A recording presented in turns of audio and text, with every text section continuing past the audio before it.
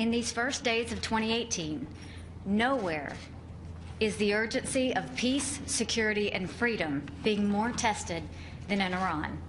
By the thousands, Iranian citizens are taking to the streets to protest the oppression of their own government. It takes great bravery for the Iranian people to use the power of their voice against their government, especially when their government has a long history of murdering its own people who dare to speak the truth. So we applaud the tremendous courage of the Iranian people. The government of Iran is actively attempting to stop social media and other forms of communication that allow their citizens' voices to be heard. So we want to help amplify the voices of the Iranian people. Here are some of the messages that they're chanting today. All these brigades have come out to the streets. They've come out against the leader. Political prisoners must be freed. Independence, freedom, Iranian Republic. Neither Gaza nor Lebanon, my life only for Iran. Let go of Syria, think of us. We will die, but we'll take Iran back. Don't be afraid. Don't be afraid. We're all together. And in reference to the Supreme Leader, quote, feel some shame.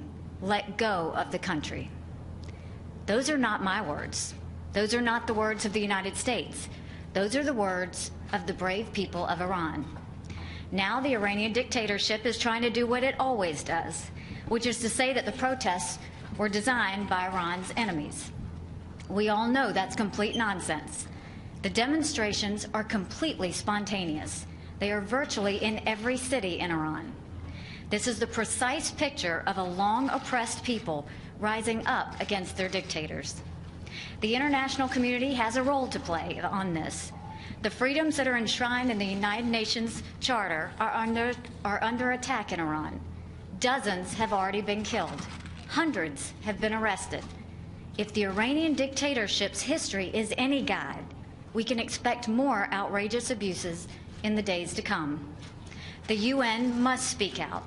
In the days ahead, we will be calling for an emergency session, both here in New York and at the Human Rights Council in Geneva. We must not be silent. The people of Iran are crying out for freedom. All freedom-loving people must stand with their cause. The international community made the mistake of failing to do that in 2009.